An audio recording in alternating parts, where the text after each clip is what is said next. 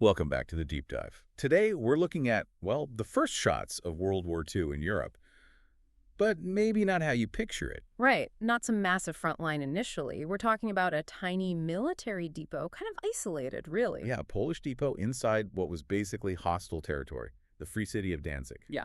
And get this, it's defense planned. It budgeted for just 12 hours. Just 12 hours. But the incredible thing is this depot at Westerplatte, it held out for 7 days, 7 full days against, overwhelming German forces, naval, air, ground, the works. That moment, those first shots fired there, that really marks the formal start of the German invasion of Poland. In the beginning of World War II in Europe, yeah. So for this deep dive, we want to get into the sources that detail this incredible resistance. We'll look at the military action, sure, but also how it became this powerful symbol for Poland. And how that symbol maybe clashes a bit with the more complex history that emerged later. It's fascinating stuff. Definitely. So let's set the scene first. We're on the Westerplatte Peninsula. Exactly. Right in the harbor of Danzig today. It's Gdańsk, of course. After World War I, Danzig was made a free city. Nominally self-governing, under the League of Nations. Nominally, yes. But the reality was it was overwhelmingly ethnic German. And by 1939, very much aligned with Nazi Germany. A real powder keg. Absolutely. Yeah. And yet Poland had this specific, legally defined foothold there. How did that come about? Well, after the Polish-Soviet War, back in 1925, the League of Nations granted Poland the right to set up this WST, a military transit depot, basically for ammunition. On about, what, 60 hectares? Yeah, around that, but the rules were incredibly strict. Right. I read they couldn't even build proper concrete fortifications. Exactly. No concrete bunkers. Yeah. And the garrison size initially was capped at just 88 men. 88 men. That's tiny. They were supposed to be more like logistics staff, right? Not fighters. Precisely. And already, years before the war, things were heating up. There was that incident in 1933. Ah, the Westerplatte incident or crisis. Tell us about that. Well, Germany was making noises about, border changes. Poland decided to show some muscle. Ow. They landed a Marine battalion, briefly beefing up the garrison to maybe 200 men. It was a political signal, really. To show they were serious about their rights there. Exactly. And they used it to pressure Danzig on issues like controlling the harbor police. So, yeah, tensions were high long before 1939. Okay, so fast forward to August 1939. The invasion is imminent. Poland knows it needs more men there than 88, but how do they get them in secretly? German eyes are everywhere in Danzig. It was quite clever, actually. They used a bit of subterfuge. Go on. They'd have men dressed as civilians leave the base, looking like normal turnover. But at the same time, new soldiers, fully equipped, were being smuggled in. Ah, maintaining the appearance of the allowed garrison size. Smart. Yeah, good tradecraft, as you say. So what was the actual fighting strength when the shooting started on September 1st? Sources vary a bit, but it's estimated between 182 and maybe 240 soldiers, led by Major Henryk Sucharski. And their heavy weapons. Oh. Still very limited, I assume. Extremely limited. They had one old 75-millimeter field gun, 2 little 37-millimeter anti-tank guns, Bofors, I think. Right. 4 mortars, 81-millimeter, and maybe 40 machine guns in total, including some heavy ones. That was pretty much it. So the whole setup still screams delaying action, hold out for 12 hours. Exactly. 12 hours waiting for reinforcements that, let's be honest, were never realistically coming. It was politically and logistically impossible by then. And then the Germans pull off this incredibly bold move. Yeah. Or maybe just brazen. The arrival of the battleship Schleswig-Holstein. Yeah. On August 25th. Sailed right into the harbor. Right into Danzig Harbor and anchored just 150 meters away from Westerplatte. 150 meters. That's practically point-blank range for a battleship. It is, and the excuse was a courtesy call. Courtesy call, right. And for listeners, pre-dreadnought battleship, what does that mean in practical terms? It means it was old, basically pre-World War I tech. Smaller guns, less armor than modern battleships. But still. Still vastly more firepower than anything the Poles had. Oh, absolutely. And it wasn't just the ship's guns, it was carrying troops. Right. A full company of Marine shock troops. The Marine Estostrup Company, about 225 men. Plus, there were around 1,500 SS Heimwehr Danzig forces waiting on land nearby. So they were ready to go immediately. They were. In fact, the attack was originally ordered for August 26th, a few days earlier. What stopped it? Hitler got word just hours before that Britain and Poland had signed their mutual defense pact, so he called it off temporarily. Wow, a near miss. And the German commanders, they thought this would be easy, didn't they? Completely. Captain Kleikamp on the Schleswig-Holstein was apparently told Westerplatte would fall in 10 minutes. 10 minutes. That level of arrogance almost sets the stage for what happened on day 1, September 1st. It really does. So the Schleswig-Holstein opens fire. The exact time is debated: 4.45, 4.47, 4.48 a.m. Some even say 4.0. But the key thing is that opening naval bombardment, it kind of failed, didn't it? It did, spectacularly, which is amazing given the range. Why? It's a technical quirk.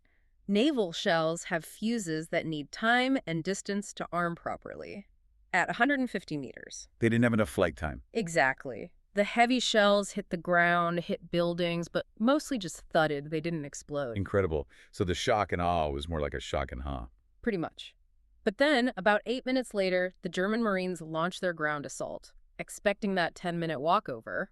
And instead, they hit a brick wall, or rather, a well-prepared ambush. The Poles were dug in, concealed. Waiting for them. The Marines came over the wall. The ship's guns had breached and walked right into a kill zone. Crossfire, barbed wire, it was chaos for them. And this is where the Poles' very limited artillery actually made a difference. It really did. That single 75mm field gun, old as it was, started firing accurately around 5:15 a.m. Taking out German machine guns? Yes. Knocking out nests, preventing the Germans from setting up fire support. And incredibly, those little 37mm anti-tank guns even took pot shots at the battleship itself. Probably didn't do much damage to the ship, I guess. Nah, not really. More symbolic. But it shows the spirit. We also hear about Staff Sergeant Ludzic Nazarek during this first fight. Yes, sadly. Killed by machine gun fire early on. He's often cited as possibly the very first Polish combat death of the war. A grim milestone. So that first German assault just collapsed. Completely routed. They radioed the ship desperate, reporting heavy losses. They had to pull back. And the cost for that expected 10-minute victory. By the end of day 1, 16 Germans killed, 120 wounded. The commanders concluded a ground assault was, and I quote, not feasible. Wow. 136 casualties. That must have forced a major rethink. Absolutely. They realized they couldn't just storm the place. The strategy shifted immediately. From quick capture to annihilation, just pounded into submission.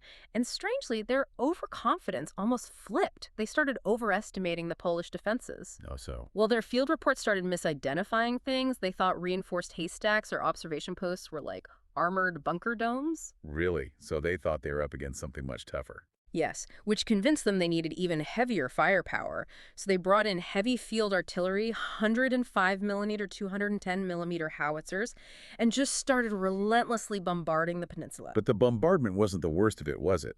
The air attack was the real turning point. Day 2, September 2nd. That was devastating. The Luftwaffe sent in the Stukas. The dive bombers. 60 of them. In 2 waves. They dropped something like 26.5 tons of bombs on that tiny area. The psychological impact alone must have been immense. Terrible. The attack wiped out the Polish mortars, completely destroyed guardhouse number V, killed at least 8 soldiers directly. And critically. Critically, it destroyed their only radio and a lot of their food supplies. Losing the radio. That cuts them off completely. It seals their fate, really. Pretty much. They were isolated. And the Germans kept trying other things, too. Later in the siege, around September 6th, they tried this bizarre plan. The burning train. Yeah.